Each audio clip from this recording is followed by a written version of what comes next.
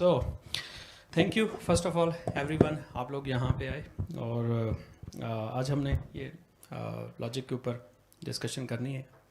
बहुत ज़बरदस्त documentary, I hope you people enjoyed. मैंने तो काफ़ी इन्जॉय की है. ये एक्चुअली पूरी सीरीज़ है और भी इसमें टॉपिक्स हैं. अगर आप देखना चाहते हैं तो ये वाला टॉपिक मुझे बड़ा अच्छा लगा था लॉजिक का, और it's close to my heart because of mathematics. तो मैंने सोचा कि इधर से शुरू करते हैं. और कुछ चीज़ें मैंने नोट की हैं इस दौरान, और इसके बाद फिर हम बाद में डिस्कशन करेंगे बाकी जो है. तो वो मैं थोड़ा सा आपको रिकॉल करवा देता हूँ, और उन लोगों के लिए भी जिन्होंने डॉक्यूमेंट्री नहीं देखी ऑनलाइन. तो अब हमने स्टार्ट की डॉक्यूमेंट्री में कि लॉजिक क्या है. Actually it's a language for reasoning. ये जो है ग्रीक वर्ड लोगोस है, उधर से निकला है. लोगोस का मतलब वर्ड भी हो सकता है, लैंग्वेज भी हो सकता है, डिस्कोर्स भी हो सकता है, रीजनिंग भी हो सकता है. ठीक है, इट कैन बी एनीथिंग.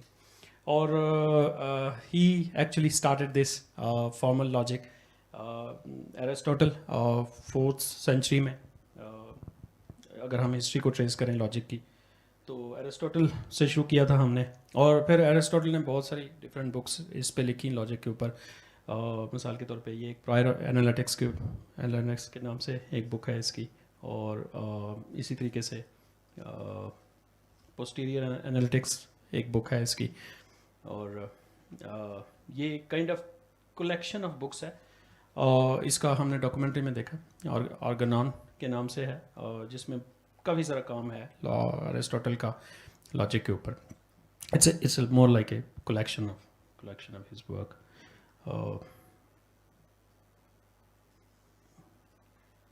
ये क्या है? हाँ, एक और इसकी बुक है कैटेगरीज. बाद में शायद डिस्कशन में हम कांट का जिक्र भी करें. कांट ने इसके काम को बाद में, इमैनुअल कांट ने इसके काम को बाद में थोड़ा सा एक्सटेंड भी किया था कैटेगरीज का. तो ये भी इसकी बड़ी मशहूर बुक है. ऊपर एक साइड पे एरिस्टोटल है और साथ उसके प्लेटो खड़ा हुआ है. ठीक है, तो अगर आप समहाउ मैथमेटिशियंस हैं और प्योर मैथमेटिशियन हैं, तो आप समहाउ प्लेटोनिस्ट भी हो सकते हैं. तो अब इनकी एक पुरानी बहस है प्लेटोनिस्ट और एरिस्टोटेलियन की. तो ये एक बड़ी मशहूर इस हवाले से ये पिक्चर है. एरिस्टोटल जो है वो ज़मीन की बात करता है, मतलब इधर की बातें करता है, और प्लेटो जो है वो ऊपर की बातें करता है. ठीक है ना, तो वो इसलिए वो कह रहा है कि मैथमेटिक्स जो है ना वो भी प्लेटोनिक है. एक्चुअली ये पीछे इस ट्रेडिशन को आप थोड़ा मज़ीद ट्रेस करेंगे तो ये बात पाइथागोरस से शुरू होती है. ठीक है ना, तो प्लेटोनिज्म जो है वो एक्चुअली पाइथागोरियनिज्म ही है. जो पाइथागोरस बड़ा मशहूर फिलोसफर मैथमेटिशियन था. तो इसमें बहुत सारी बातें हैं जो हमने डॉक्यूमेंट्री में भी देखी. ये कुछ बेसिक प्रिंसिपल्स हैं, जैसे लॉ ऑफ नॉन कंट्राडिक्शन है कि आपके पास प्रोपोजिशन. अच्छा, प्रोपोजिशन सिंपल क्या होता है? प्रोपोजिशन कोई भी स्टेटमेंट जो या ट्रू हो सकती है या फॉल्स हो सकती है, उसे हम प्रोपोजिशन कहते हैं. ठीक है, तो एक है उसमें principal law of non contradiction. No proposition can be both true and false. ये सिंपल सी बात है, क्योंकि अदरवाइज कंट्राडिक्शन हो जाएगी. एक वक्त पे एक ही पॉसिबिलिटी हो सकती है. ठीक है, या दिन हो गया या रात हो गई. ठीक है, तो इस तरह की जो स्टेटमेंट्स हैं ना, दोनों नहीं हो सकती. ठीक है ना, ऑल दो के एंड पे हमने और भी टाइप्स देखी हैं लॉजिक्स में, जिसमें आप बहुत सारी और पॉसिबिलिटीज़ को भी कंसिडर करते हैं. इसी तरीके से एक और प्रिंसिपल है इसका, law of the excluded middle. एक proposition must be either true और फॉल्स. समहाउ मोर और लेस को मिलती जुलती बात है. तो बेसिक जो आइडिया है एरिस्टोटल का लॉजिक के अंदर, वो सिलोजिज्म है. अभी दिस इज द मेथड. अब सिलोजिज्म क्या है? उसमें एक्चुअली आपके पास कुछ प्रेमिसेस होते हैं, कुछ स्टेटमेंट्स होती हैं, और उनकी बेस पे आप कंक्लूजन करते हैं. ठीक है ना, तो पहला प्रेमिस है ऑल मैन आर मॉर्टल. सेकंड है सोक्रेटिस इज ए मैन. और कंक्लूजन यहाँ से यही निकला है, जो कि बेसिकली हम इन्फ्रेंस, जैसे इन्फ्रेंस भी कहते हैं, कि सोक्रेटिस इज मॉर्टल. ठीक है, अब इसमें टेक्निकली और भी बहुत सारी चीज़ें हैं. जब आप इसको मज़ीद स्टडी करेंगे, इसमें सब्जेक्ट होता है, एक प्रेडिकेट होता है, और 20 ऑपरेटर्स होते हैं. ठीक है, सब्जेक्ट्स तो जो समहाउ मेन सब्जेक्ट होता है, जैसे मैन है या सोक्रेटिस है, ये सब्जेक्ट में आ जाएंगे. प्रेडिकेट समहाउ जो उससे रिलेटेड हैं, जैसे मॉर्टल है, اور ہاں ماڈل ہی اس میں پریڈیکیٹ ہوگا. اور آپریٹرز جو ہیں وہ maybe kind of or as a they could be operators. ٹھیک ہے, تو یہ بیسک جو کلاسیکل لاجک ہے اس میں آپ کا یہ اسٹرکچر ہوتا ہے. ٹھیک. اچھا پھر اس میں ایک اور وے ہے ریزننگ کا جسے ہم انڈکٹیو ریزننگ کہتے ہیں, کیونکہ یہ جو پہلے والا تھا یہ تو ڈیڈکٹیو ریزننگ ہے. ٹھیک ہے, آپ کچھ پریمیسز سے کچھ ڈیڈیوس کرتے ہو. اردو میں اس کو ہم استخراج کہتے ہیں. ٹھیک ہے نا, استخراجی منطق. ٹھیک ہے, لیکن اس کی ایک دوسری سائڈ پہ بھی ہے جسے ہم انڈکٹیو ریزننگ کہتے ہیں یا انڈکٹیو لاجک کہتے ہیں, اور اس کو استقرائی منطق بھی کہتے ہیں. ٹھیک ہے, تو اس میں آپ پرٹیکولر سے یونیورسلس کی طرف جاتے ہو. ٹھیک ہے, اب بہت ساری آگے جو بحث تھی وہ انڈکشن کے پرابلم کے اوپر تھی. ٹھیک ہے, اور یہ کچھ مسئلہ جو ہے ایرسٹوٹل کو تب بھی اس میں جو تھا وہ اس کو پتہ چل گیا تھا, کیونکہ جیسے کہ ہم نے اگزامپل بھی دیکھی تھی کہ اگر آپ کے پاس ساری اسٹیٹمنٹ ٹرو ہوں تو کنکلوژن آپ کا پھر بھی فالس آ سکتا ہے. مثال کے طور پہ یہ ایک ہم نے اگزامپل ڈاکومنٹری میں بھی دیکھی کہ this silver bar is metal and is solid, this gold bar is metal and is solid, this copper bar is metal and is solid. تو ہم اس سے جو کنکلوڈ کریں گے وہ کنکلوژن تو ہے, ایگزسٹ کرتا ہے, ایک اسٹیٹمنٹ ہے, لیکن ایکچولی یہ فالس ہے. ٹھیک ہے نا, آل میٹل تھنگز آر سالڈ. تو اس کی ایگزامپل ہم نے ڈاکومنٹری میں دیکھی تھی کہ مرکری جو ہے وہ ایک ایسی میٹل ہے جو سالڈ نہیں ہے. تو انڈکشن میں اس طرح کے کچھ پرابلمس سم ٹائمز جب ہم ریزننگ کرتے ہیں تو وہ آ جاتے ہیں. تو اس وجہ سے جو ایرسٹوٹل تھا نا اس نے اس طرف زیادہ اس کو ڈیولپ نہیں کیا سم ہاؤ. ٹھیک ہے نا, وہ سم ہاؤ تھوڑا سسپیشیس تھا اس حوالے سے کہ اس کو ایک سائنس کے طور پہ, ریزننگ کے طور پہ ہم اس طرح فالو نہیں کر سکتے. اور یہ پرابلم پھر بعد میں بہت دیر تک چلتا رہا. ٹھیک ہے, لیکن انڈکشن کا پرابلم ایسے اگنور کیا نہیں جا سکتا, کیونکہ ڈیلی لائف میں ہم انڈکشن کو بھی یوز کرتے ہیں. ٹھیک ہے, بلکہ شاید زیادہ ہی انڈکشن کو یوز کرتے ہیں. اس میں ہم اسپیسیفک سے جنرل کی طرف جاتے ہیں بہت سارے, اور سم ٹائمز ہم بہت جلدی جو ہے نا انڈکشنز کر دیتے ہیں. ٹھیک ہے, کچھ 2-4 ایگزامپل سے ہی ایک بہت بڑا جنرلائز اسٹیٹمنٹ دے دیتے ہیں جو کہ اکثر ٹرو نہیں ہوتی, لیکن this is how somehow our mind works. لیکن سائنس کرنے کے لیے بھی آپ کو کچھ نہ کچھ جو ہائپوتھیسز بنانے ہیں اس میں بھی آپ کو انڈکشن کی ضرورت پڑتی. تو ڈیڈکشن میتھڈ سے سم ہاؤ اتنی اچھی سائنس شاید نہیں کی جا سکتی یا نیو ڈسکوری نہیں کی جا سکتی, انڈکشن کے تھرو ہی کرنی پڑے گی. تو پھر ایک پورا جو ہے نا فلاسافیکل ایک پوری بحث چلتی رہی, اور kind of 2 school of thought جو ہے نا فلاسفی کے اندر وہ ایمرج ہوئے.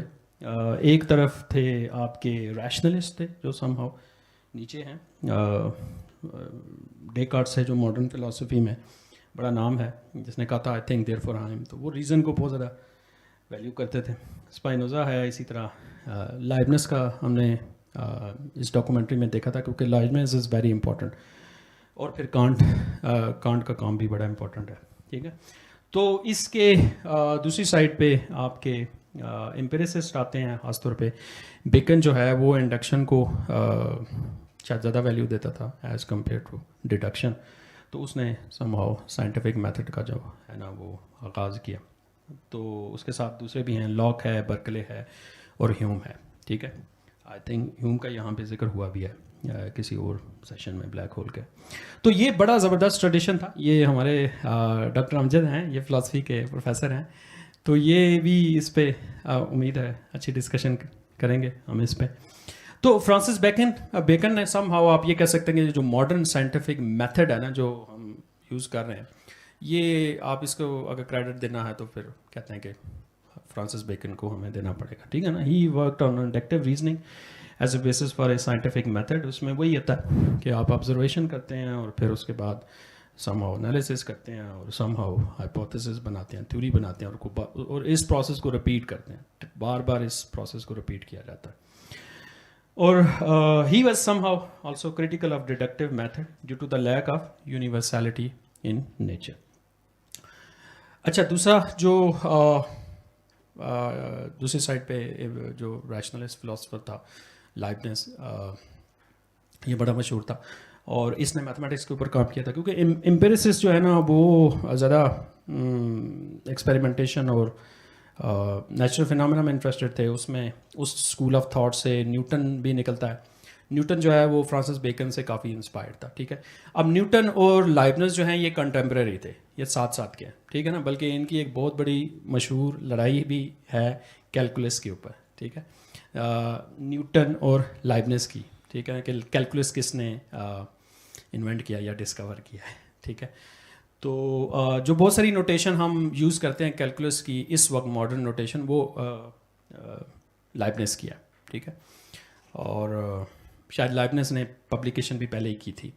بعد میں نیوٹن کو خیال آیا کہ یہ کیا, یہ تو آئیڈیا پلیجرائزڈ ہو گیا. تو پھر ان کی بڑی بحث چلتی رہی. ہی واز ان جرمنی اور وہ جو ہے وہ نیوٹن جو ہے انگلینڈ کے اندر تھا. تو یہ لڑائیاں چلتی رہتی ہیں فلسافیکل بھی. تو some how he developed a more in depth logical notation based on the knowledge of mathematics. ٹھیک ہے. تو یہ اس کا ایک بڑا زبردست کام تھا.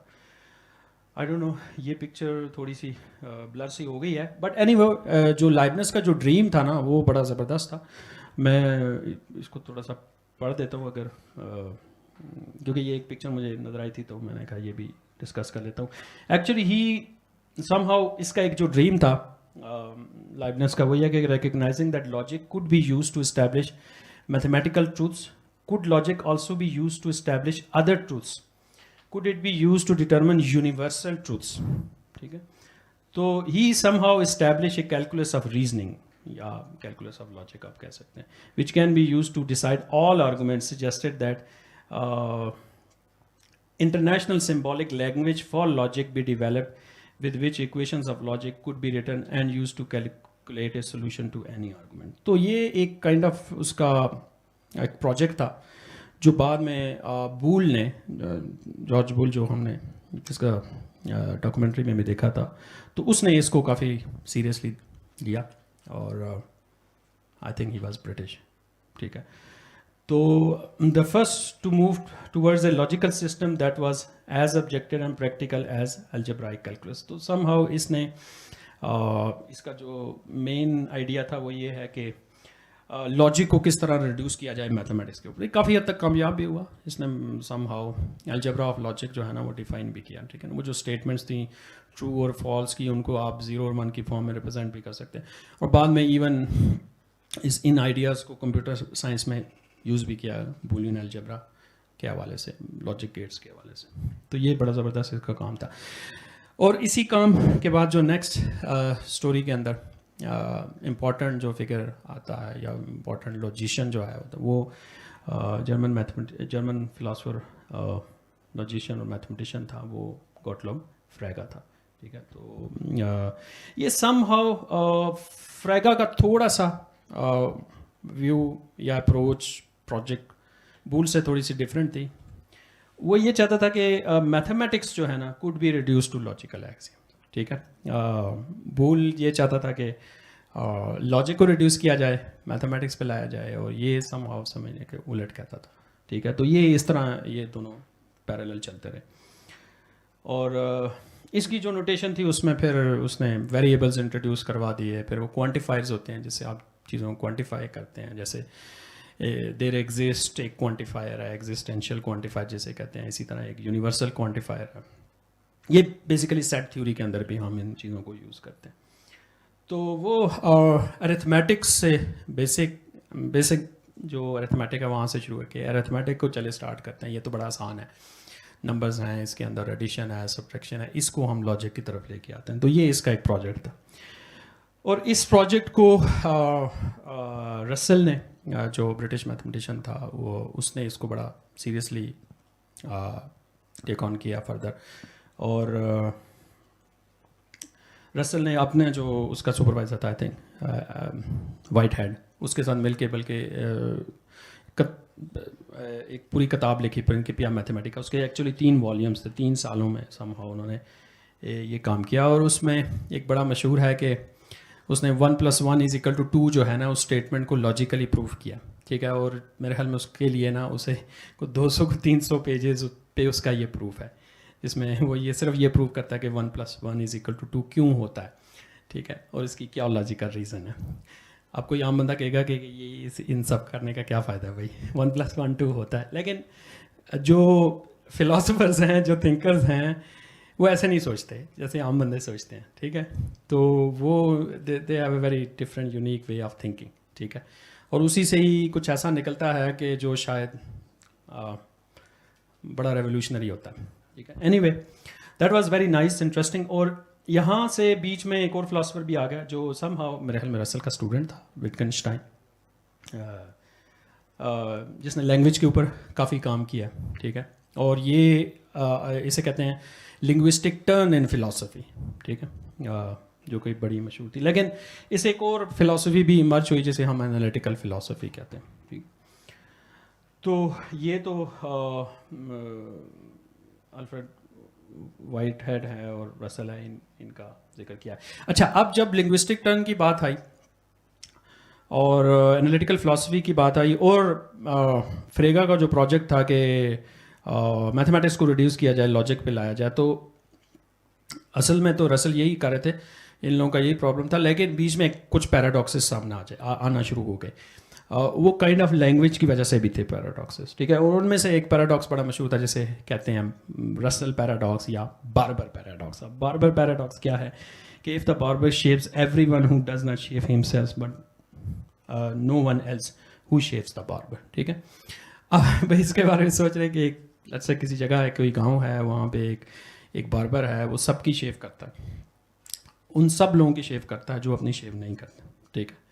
تو بتائیں کیا وہ اپنی شیو خود کرے گا یا نہیں کرے گا, ٹھیک ہے. اب اس کو تھوڑا سا آپ گھر جا کے اس کو بارے میں سوچیں گے نا, تو آپ کو پتہ چل جائے گا کہ دونوں صورتوں میں نا ایک پیراڈاکسیکل سچویشن بن جاتی ہے.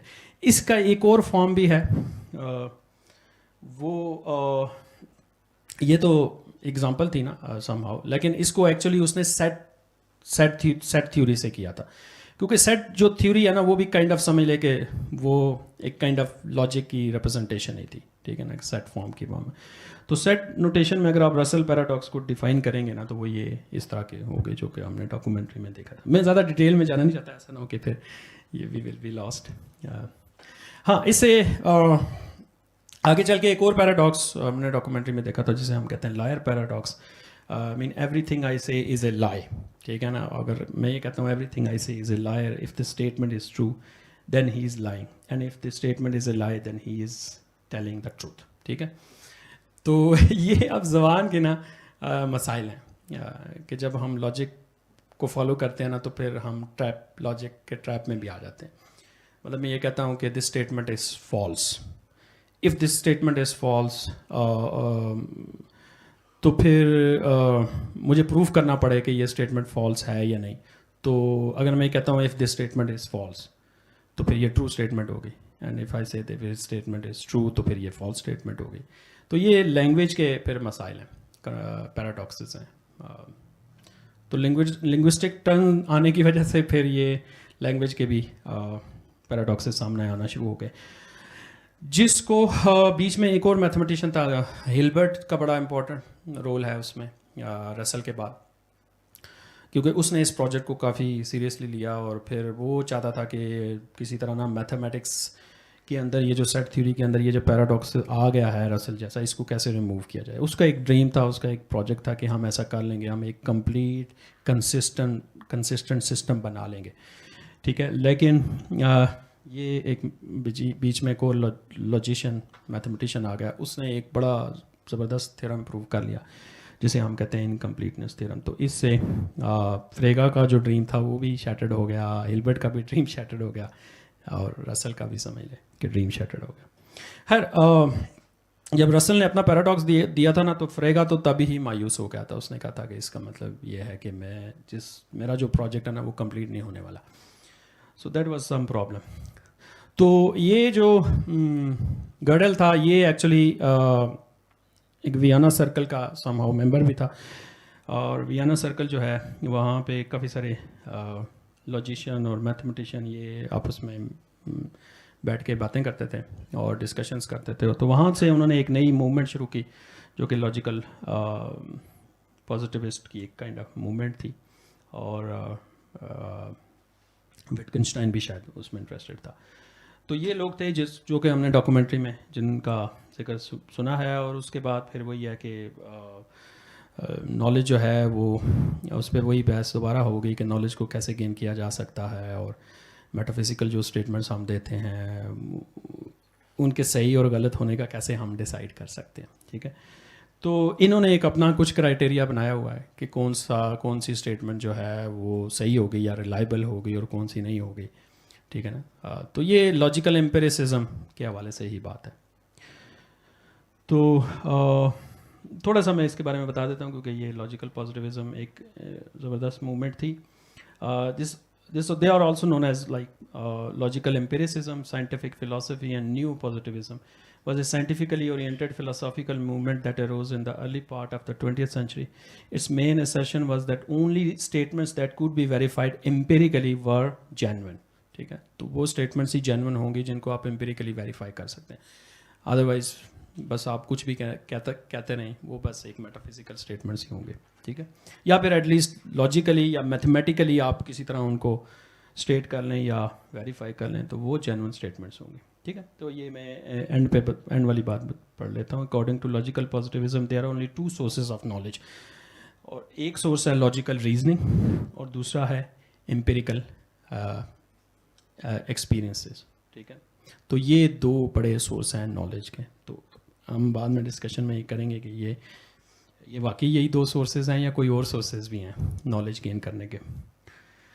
تو بس یہ لاسٹ ہے جو لائبنس کا جو ڈریم تھا نا، کائنڈ آف جو پہلے میں نے ڈسکس کیا ہے، اس کا پریکٹیکل کیا فائدہ ہوا الٹیمیٹلی، وہ ہمیں کمپیوٹر کی شکل میں ملا. ٹھیک ہے نا، اگر آپ کمپیوٹر کی ہسٹری پڑھیں کہ یہ جو کمپیوٹر اور یہ جو اے آئی اور یہ ساری چیزیں جو آج ہم یوز کر رہے ہیں ہر کوئی، کیا یہ پاسبل ہوتی ہیں اگر یہ جو فلاسفرز ہیں جو آپس میں باتیں کرتے رہے ہیں یہ نہ کرتے.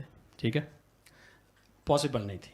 ٹھیک ہے، آپ اگر ہسٹری کو ٹریس کریں گے، کیونکہ یہ بات لائبنس سے شروع ہوئی، بول پہ آئی، بول کے بعد فریگا پہ، کینٹر بیچ میں ایک اور میتھمیٹیشین تھا بڑا مشہور، اس کا سیٹ تھیوری پہ کام ہے، ہلبرٹ پہ آئی، گرڈل پہ آئی. گرڈل کے بعد جو ہے نا، گرڈل کے کام جیسا کام ہی سم ہاؤ ایک برٹش میتھمیٹیشین نے کیا جس کا نام تھا ایلن ٹیورنگ. ٹھیک ہے، تو یہ سم ہاؤ پوری ایک جرنی تھی. تو دیٹ وڈ بی انٹرسٹنگ. تو یہ اس طرح کی بہت ساری کتابیں ہیں جو ہم پڑھ کے ان کے بارے میں مزید جان سکتے ہیں.